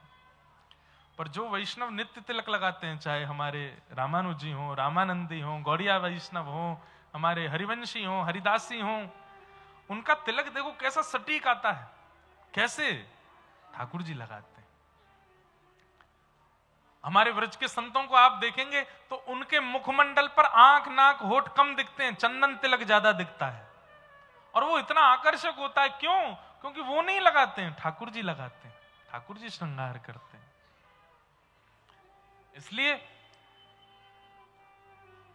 हर परिस्थिति में सत्संग लाएंगे तो आपकी इंद्रियां आपके वश में आने लग जाएंगी, और हर परिस्थिति में सत्संग का मतलब है, इंद्रियां कितनी है शरीर में? 10 इंद्रियां हैं, आंख, नाक, जीभ, कान, त्वचा, हाथ, पैर, मुख और 2 उपस्थ इंद्रिय।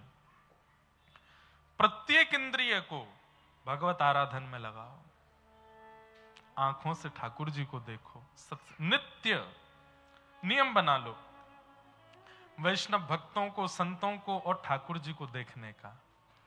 कानों से नियम बना लो नित्य कथा सुनने का, चाहे 20 मिनट सुननी है, सुननी रोज है, एक दिन भी बेनागा।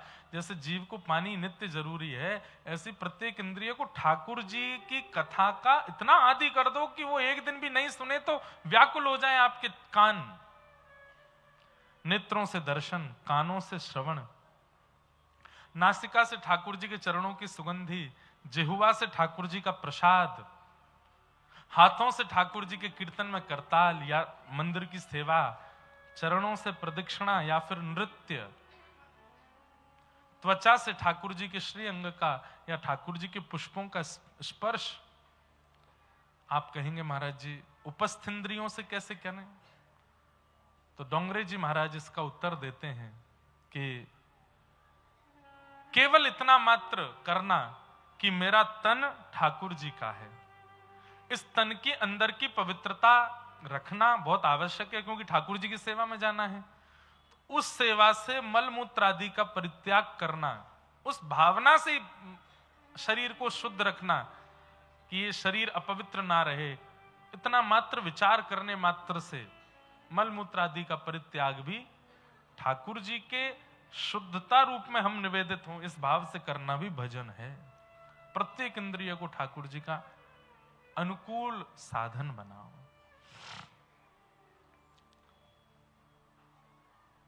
मैया ये जो इंद्रियां हैं इनको आप खल मत बोलो। मैया इन इंद्रियों को आप दूषित मत बोलो। कपिल भगवान कह रहे हैं, बोले क्यों?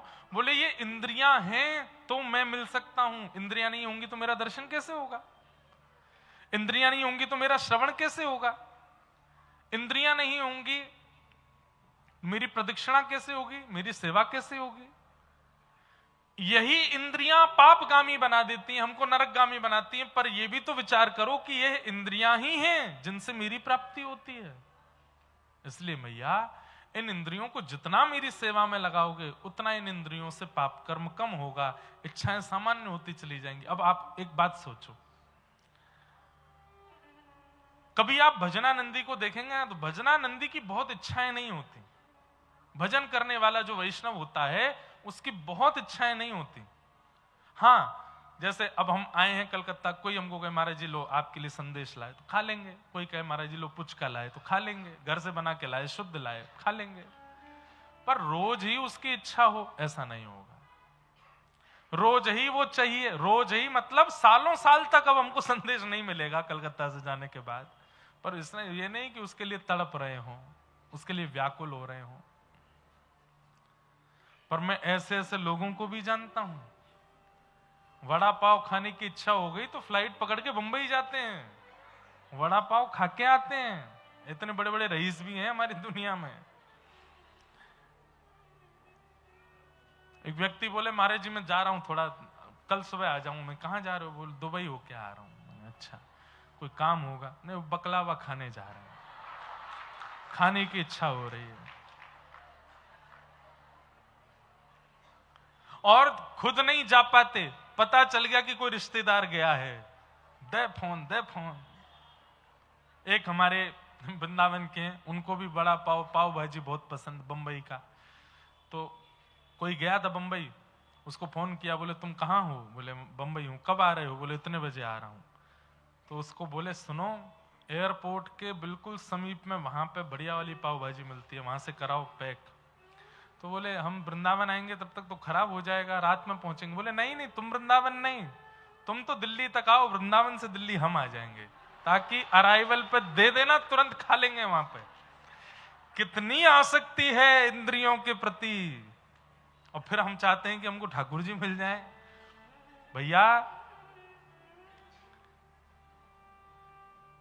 ये छोटी छोटी चीजें हैं, आपको नहीं लगता कि ये इतनी घातक होंगी, पर नहीं, एक समय आने पर यही इतनी घातक हो जाती हैं कि आपकी इंद्रियों से ऐसा कृत्य करा देंगी जो पापगामी होगा। इसलिए मां, इंद्रियों को वश करना है तो आवरण से लेकर के और अंतःकरण तक सब में सत्संग लाओ। अरे तिलक नित्य लगाते हैं, इसका बहुत बड़ा प्रभाव है। दूषित व्यक्ति, दूषित वस्तु आपके समीप आने में डरेगा, ये भाई तिलक लगा हुआ है माथे पर। आपका वस्त्र, आवरण, शिखा और ये सब कुछ, यही बहुत अराजक तत्वों को आपसे दूर कर देता है। तो सब चीज में सत्संग। माता जी ने अगला प्रश्न किया, बोले संग किसका करना चाहिए? आप कह रहे हो सत्संग करो, पहचान क्या है कि सत्संगी कौन है? किसका संग करूं मैं?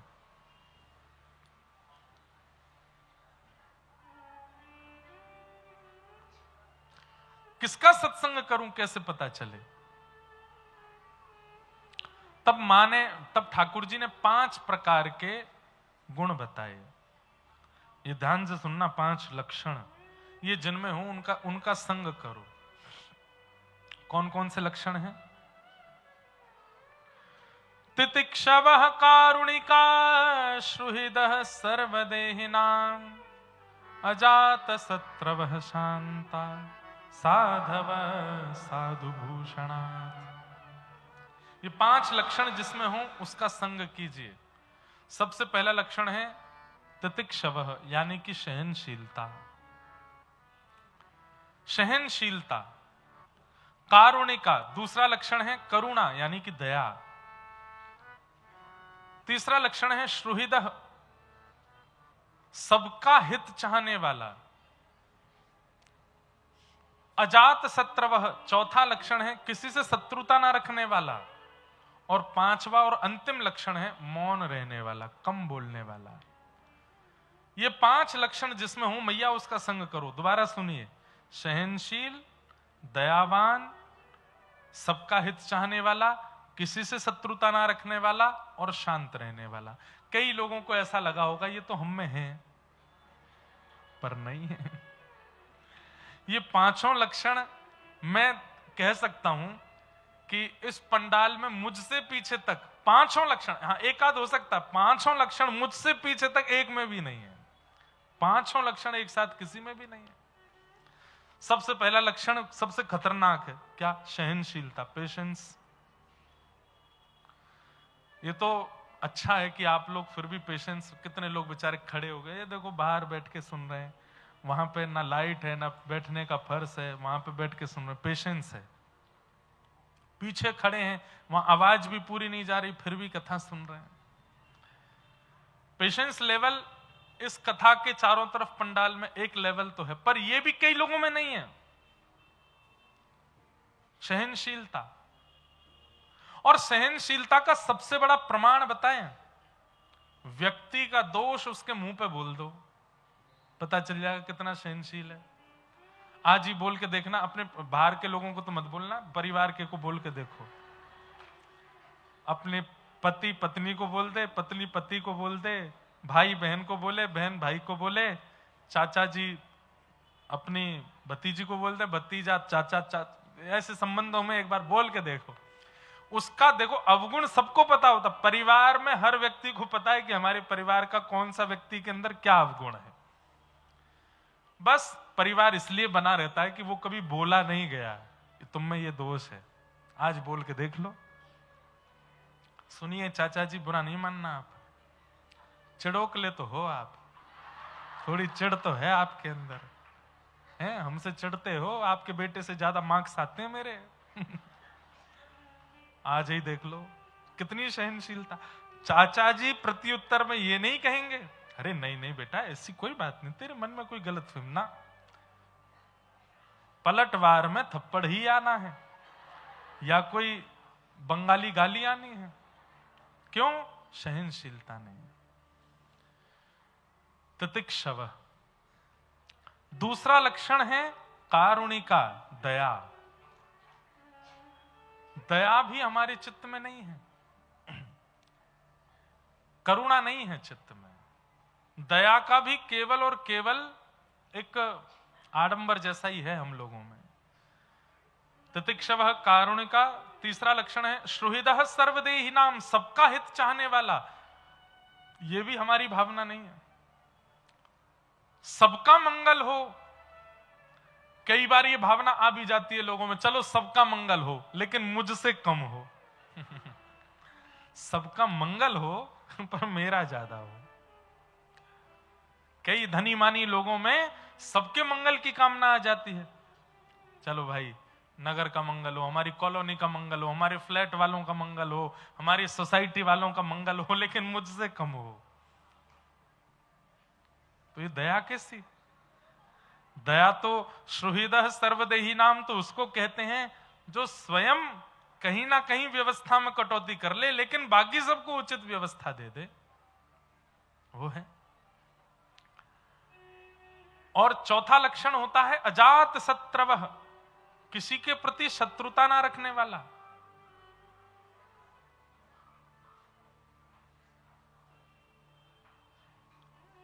अजात शत्रवः, किसी से शत्रुता ना मानने वाला। ये ऐसे लोग भी बहुत कम है, कोई ना कोई शत्रु तो सबका है।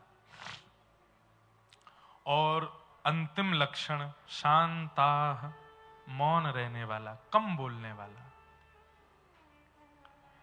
ये तो कथा की कृपा है कि आप 3 घंटा मौन रहते हो, नहीं तो भगवान श्री कृष्ण गीता में कहते हैं कि अर्जुन संसार में सबसे कठिन 2 काम कौन से? बोले पहला बिना किसी की मदद लिए स्वयं नए ग्रंथों को पढ़ना, नई किताब को पढ़ना, अध्ययन स्वाध्याय सबसे कठिन। और दूसरा सबसे कठिन काम मौन रह करके दूसरे को सुनना, बहुत कठिन। हम लोग सुनाना चाहते हैं, सुनना नहीं चाहते। आपको पता हमारा एक नियम है, हम कथा से पूर्व और कथा के बाद 1-1.25 घंटा नहीं बोलते। 1-1.25 घंटा भी कम है और ज्यादा बढ़ाना चाहिए हमको। और ये मौन का ही थोड़ा बहुत प्रभाव होता है कि 3 घंटे में एक आध बात कोई अच्छी आ जाती है मुख से। व्रत भी 2 ही होते हैं, अन्न का व्रत और मौन व्रत। मौन, हमें ऐसा लगता है कि जो 5 लक्षण आपने सुने, तितिक्षवः कारुणिका सुहृदः सर्वदेही नाम अजात शत्रवः, ये 4 लक्षण थोड़े कठिन हो सकते हैं, लेकिन यदि व्यक्ति मौन रहना शुरू कर दे तो ये चारों लक्षण धीरे धीरे उसके अंदर आ जाएंगे। ये 5 लक्षणों से युक्त जो हो मां, उसका संग करना चाहिए। उसके संग से क्या होगा? त एते साधवः साध्वी सर्वसंग विवर्जिता संगस्ते स्वतति प्रार्थ्य संग दोष हराहते सताम प्रसंगा मम वीर संविदो भवन्ति हत्कर्ण रसायनम कथा तज्जोषणादास्वपवर्गवर्त्मनि श्रद्धारत भक्ति अनुक्रमिष्यति। बहुत सुंदर भाव। ठाकुर जी कहते हैं मैया ऐसे पंच लक्षणों से युक्त कौन होंगे? बोले मेरे भक्त ही हो सकते हैं जिनमें ये पांचों लक्षण आपको मिल जाएंगे। उनका संग करने लग जाओ। उनके संग से क्या होगा? बोले उनके संग से मेरी कथा और मेरी वार्ताएं जब होने लग जाएंगी, मेरी सेवा दिखने लग जाएगी, तो फिर धीरे धीरे इंद्रियां वश में होती चली जाएंगी। उनके प्रति श्रद्धा, रत्ती, भक्ति सब कुछ जब नियमित रूप से होने लगेगा तो वे ही मेरी प्राप्ति कराने में सहायक बन जाएंगे। इस प्रकार मैया ने अनेक प्रश्न किए। सब प्रश्नों का ठाकुर जी ने विविध प्रकार से उत्तर दिया। अष्टांग योग क्या क्या है उसके बारे में बताया। जैसे शरीर जब अव्यवस्थित होता है तो शरीर की कई मुद्राएं हैं। अनुलोम विलोम है, और कौन सा है? कपालभाति है, और कौन सा है? हाँ, वो सारे हैं योग। जैसे शरीर अव्यवस्थित होने पर शरीर के योग होते हैं, ऐसे ही मन के अव्यवस्थित होने पर मन के भी 8 योग हैं। मन के 8 योग। और ये मन के 8 योग कौन कौन से? यम, नियम, आसन, प्राणायाम, प्रत्याहार, ध्यान, धारणा और समाधि। ये 8 योग हैं। इनमें सबसे पहला योग क्या है? ध्यान से सुनिए, आज आपको योगी बना ही जामे हम। सबसे पहला जो लोग कहते हैं महाराज जी मन नहीं लगता, हमारा मन बहुत विचलित रहता है, मन एक जगह स्थिर नहीं होता, मन हमारा वहां चला है। और सबसे ज्यादा मन विचलित ही होता है जब भजन करने बैठते हैं। सबसे ज्यादा मन विचलित ही तभी होता है। तो मन को एकाग्र करने का क्या तरीका है कि मन आपका एक जगह लगे, दोबारा कभी भटके ना। तो इसके ये 8 योग हैं, ध्यान से सुनना। सबसे पहला यम। यम का मतलब क्या होता है? इंद्रियों का दमन। मतलब आपकी कोई इच्छा प्रकट हुई और उस इच्छा की तीव्रता आ गई, फिर भी आप उस इच्छा को पूरी ना करो, सहते रहो सहते रहो सहते रहो और उस इच्छा को पूरी ना करो, इसको यम कहते हैं।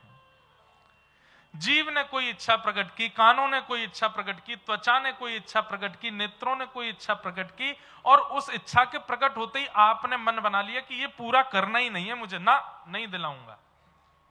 यम, इसको यम कहते हैं। प्रारंभ यहीं से होगा। सब लोग ध्यान से सुनो, इधर देखो। यम। दूसरा है नियम। एक नियम तो बनाओ। एक नियम, सद नियम सबके जीवन में होना चाहिए। कई लोग बोलेंगे महाराज जी हमारा है, सुबह उठते ही चाय पीते हैं, हमारा नियम। और ये नियम हमारा पिछले 25 वर्षों से एक दिन भी बेनागा चलता है ऐसा नहीं। कोई भी एक नियम बना लीजिए, और वो नियम ऐसा होना चाहिए जिसमें शरीर को थोड़ा श्रम हो। मॉर्निंग वॉक नहीं, जिम नहीं, चाय नहीं, आदि आदि ये सब नहीं।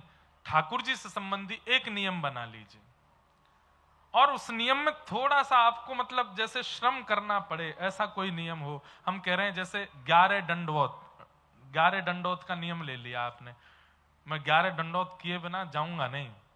और फिर लगे महाराज सुबह सुबह उठ करके, और 11 दंडवत भी ऐसी नहीं, ऐसी सीधे बिल्कुल हो करके, जैसे दंडवती परिक्रमा लगाते हैं, ऐसे एक बार हाथ आगे करके फिर सर्वांगण अंग से, माताएं साष्टांग करें 6 अंगों से, और भाई लोग जो हैं वो दंडवत करें बिल्कुल सीधी। 11 दंडवत का नियम ले लिया। अब ये नियम टूटना नहीं चाहिए, चाहे दुनिया इधर से उधर हो जाए। अब इसमें आप हमको किसी भी प्रकार का बहाना नहीं लगा सकते, महाराज जी सूतक हैं, पातक है। सूतक पातक में भी दंडवत हो सकती है। शरीर स्वस्थ नहीं है तो भी आप लेटे लेटे इधर उधर लेटे बेड पे पड़े, उससे बढ़िया दंडवत कर लो नीचे आके। 11 दंडवत का नियम ले लो। ये तो मैंने बताया, आप अपने आप सोचो, कोई भी एक नियम बना लीजिए, और उस नियम को करना ही करना है, चाहे भूकंप आ जाए दुनिया में। यम, इंद्रियों की इच्छाओं को पूरी नहीं करना। दूसरा नियम, और तीसरा प्राणायाम। और प्राणायाम में केवल एक छोटी सी काम करना है। एक नासिका छिद्र को बंद करो, श्वास भीतर लो। 2 नासिका छिद्रों को बंद करके श्वास को अंतः अपने हृदय में रखो, मस्तिष्क में रखो, दूसरी नासिका छिद्र कृष्ण, बस इसमें एक चीज करनी है, जब नासिका से श्वास भीतर लो तब ठाकुर जी का कोई मंत्र या नाम उच्चारण करो, जैसे श्री कृष्ण गोविंद हरे मुरारे, इसका उच्चारण करते हुए श्वास भीतर लो। दोनों नासिका छिद्र बंद करके जब श्वास आपके ब्रह्मरंध्र में हो तब भी यही श्लोक बोलो, और दूसरी का नासिका छिद्र से जब श्वास छोड़ो तब भी ये मंत्र बोलो। यम नियम आसन, यम नियम प्राणायाम और चौथा आसन। एक आसन पर ज्यादा देर बैठने का नियम बनाओ, वो आसन कुर्सी आसन नहीं होना चाहिए, एक आसन होना चाहिए, और ये सबसे बढ़िया आसन है सुख आसन। सुख आसन में बैठने का अभ्यास आपका बन गया तो अर्ध पद्मासन, अर्ध पद्मासन किसको कहते हैं, एक पैर ऐसे ऊपर करके, ये अर्ध पद्मासन, और पूर्ण पद्मासन दोनों पैर ऊपर, तलवे ऊपर की तरफ हो, ऐसे एक आसन पर बहुत देर बैठने का नियम बनाओ। यम नियम आसन प्राणायाम, और 5वां प्रत्याहार, आहार की शुद्धि, कहीं भी पीना नहीं है और कहीं भी खाना नहीं है। ठाकुर जी को जो निवेदित हुआ वही पान करना है, ठाकुर जी को जो निवेदित हुआ वही खाना है। ये 5 नियम अगर आपने बना लिए, इन 5 नियमों को यदि आपने धारण कर लिया तो बाकी के जो 3 नियम है वो आपको करने नहीं पड़ेंगे, अपने आप आपके पास आ जाएंगे। और वो 3 नियम कौन से हैं? ध्यान, धारणा और समाधि।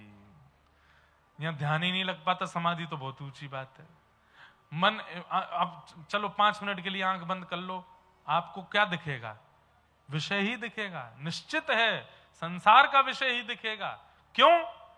क्योंकि अंतःकरण पवित्र नहीं है।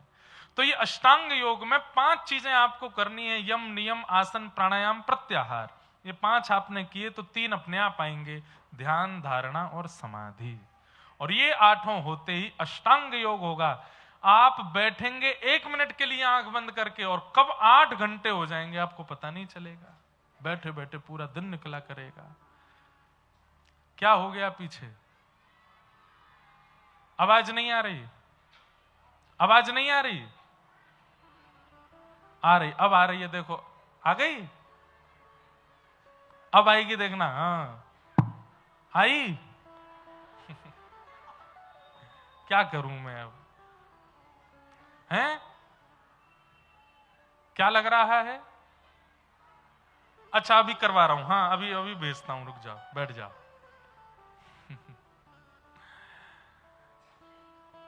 इतनी बड़ी क्लासरूम भी तो नहीं होते सब जगह। आ गई? वाह, देख ताली बज गई, बैठ जाओ बैठ जाओ। अच्छा देखो कितने ध्यान से सुनते हैं, पीछे वाले उनको दिख भी नहीं रहा मैं, फिर भी कितने ध्यान से सुनते हैं। बैठ जाओ बैठ जाओ, भगवान भला करे आप सबका। तो ये क्या हो गए अष्टांग योग। समय क्या हुआ? अरे वाह, चलो अब आगे चलते हैं, ठाकुर जी के जन्मोत्सव की ओर भी जाना है। इतने सुंदर सुंदर प्रसंग हैं। अब यहाँ पे देवहूति माता ने पूछा कि आपके कितने प्रकार के भक्त होते हैं और आपको उनमें से कौन से प्रिय होते हैं। तब भगवान ने यहाँ 4 प्रकार के भक्त बताए हैं। कौन कौन से? राजस, तामस, सात्विक और निर्गुण। और इन चारों के लक्षण बताए हैं। अब मैं जल्दी जल्दी बताता हूं। तामसी भक्त कौन से होते हैं? जो देवी आराधना, देव आराधना, भगवान की आराधना केवल और केवल किसी और को घटाने के लिए करते हैं कि वो बहुत आगे निकल गया है, उसका काम वाम सब बंद करवाओ। मतलब तंत्र मंत्रों के आदि, उससे किसी के ऊपर तंत्र करा दिया, किसी पे कुछ बंधवा दिया, किसी के कुछ होते होंगी ऐसी चीजें, किसी पे प्रेत प्रेत छुड़वा दिए पीछे। ये तामसी भक्त हैं। जो देवी आराधना, देव आराधना, शास्त्रों की आराधना केवल और केवल दूसरे के प्रति हिंसा की भावना से करते हैं, ये तामसी भक्त हैं। दूसरे होते हैं राजस भक्त। राजस भक्त कौन से हैं? बोले इनकी मांगने की लिस्ट ही खत्म नहीं होती, केवल मांगने ही आते हैं भगवान के पास। ये दे दो, वो दे दो, ऐसा करा दो, ये करा दो, ये ऐसा हो जाए, वैसा हो जाए, हमारा ये वाला काम बन जाए, हमारा वीजा लग जाए, हमारे बेटे का ब्याह हो जाए, पत्नी ऐसी हो जाए, पति का दिमाग ठीक हो जाए, आदि आदि। केवल और केवल ऐश्वर्य और संसार मांगने के लिए जो मेरे पास आते हैं, इनको मैं राजस भक्त कहता हूं। तामस, राजस और सात्विक। सात्विक भक्त कौन से होते हैं? बोले कि ये कुछ मांगने नहीं आते, पर ठाकुर जी से कहते हैं जो चल रहा है ये चलता रहे, कृपा है तो कृपा बनी रहे, ये कृपा भी जानी नहीं चाहिए, नाथ आप अपनी कृपा बनाए रखना बस। लेकिन मां मुझे ये तीनों प्रिय नहीं है, ना सात्विक, ना राजस, ना तामस। मुझे जो प्रिय हैं वो कौन से हैं? तब भगवान कहते हैं चौथे। और चौथे कौन से हैं? बोले निर्गुण। निर्गुण भक्त का लक्षण क्या है? निर्गुण भक्त का लक्षण क्या है? तब भगवान कह रहे हैं लक्षणम भक्ति योगस्य निर्गुण शहदाहतम अहैतुक्य व्यवहिताय भक्ति पुरुषोत्तम। जिसमें भक्ति योग के लक्षण होते हैं और जो मेरी अहैतुकी भक्ति करते हैं। अहैतुकी भक्ति मतलब न विच्छिन्न होने वाली भक्ति, चाहे जो हो जाए जीवन के साथ, लेकिन ठाकुर जी के प्रति विश्वास डगमगाता नहीं है, इनको अहैतुकी भक्त कहते हैं। और अहैतुकी भक्ति करने वाले मां ये मुझे बहुत प्रिय हैं। और ये कैसे होते हैं? मन ना रहे 10-20। व्रज की गोपियां, उद्धव जी आए हैं और उद्धव जी से कह रही हैं उद्धव क्या समझाने आए हो? बोले मैं ये समझाने आया हूं कि तुम जिसमें मन लगा के बैठी हो वो परम पुरुषोत्तम परमात्मा श्री कृष्ण हैं, वो भगवान हैं, वो 1 या 10-20 गोपियों के नहीं हैं, वो पूरे चराचर ब्रह्मांड के हैं, वो जल की मछलियों के भी हैं, वो आकाश के पक्षियों के भी हैं, वो जीव जंतुओं के भी हैं, वो अकेले आपके नहीं हैं। क्या करें तो? बोले अपना मन उनसे हटा के कहीं और लगाओ। तब गोपियां हंस करके बोलती हैं मन ना रहे 10-20 एक हतो सो गयो श्याम संग को आराधे कोई मन ना रहे 10-20 हे मन ना रहे 10-20। इस वर्ष में अभी ढूंढ रहा हूं कोई कथा ऐसी साल भर में मुझे लगेगी जो लगेगा कि स्थान, आयोजक सब कुछ वैसा है, तो 7 दिन केवल ये व्रज के जो उद्धव और गोपियों का संवाद है, केवल इसी पे ही कथा हो। लगेगा कोई ऐसी जगह लगेगी तो मैं जरूर इस विषय को उठाऊंगा। केवल 7 दिन यही विषय चले, वो उस विषय में श्रोता भी वैसे ही चाहिए जिनके पास नेत्रों में नीर बहुत हो। क्यों? क्योंकि रुकेंगे नहीं, इतना अद्भुत प्रसंग है। मन ना रहे 10-20 रे, मन ना रहे 10-20 एक हतो सो गयो श्याम संग, एक हतो सो गयो श्याम संग को राधे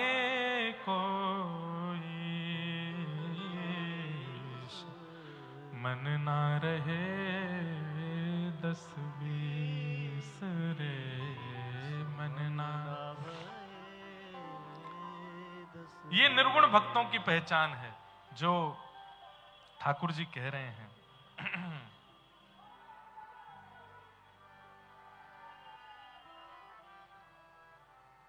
वाह, सूरदास जी का सुंदर पद है। पूरा पद हमें मिल नहीं रहा, नहीं तो गा के पूरा सुनाते। छोड़ो। व्रज की गोपियां जिनका एक ही मन है और वो भी ठाकुर जी को दे चुकी हैं, ऐसे भक्त मुझे बहुत प्रिय लगते हैं मां, जो सर्वांगण मुझको अर्पित कर देते हैं, सर्वस्व मुझ पर न्योछावर कर देते हैं, जिनका कृष्ण तन कृष्ण मन कृष्ण ही हमारो धन, आठों याम ऊधो हमें कृष्ण ही सो काम है। कृष्ण ही तन है, कृष्ण ही मन है, कृष्ण ही धन है, कृष्ण ही सर्वस्व है।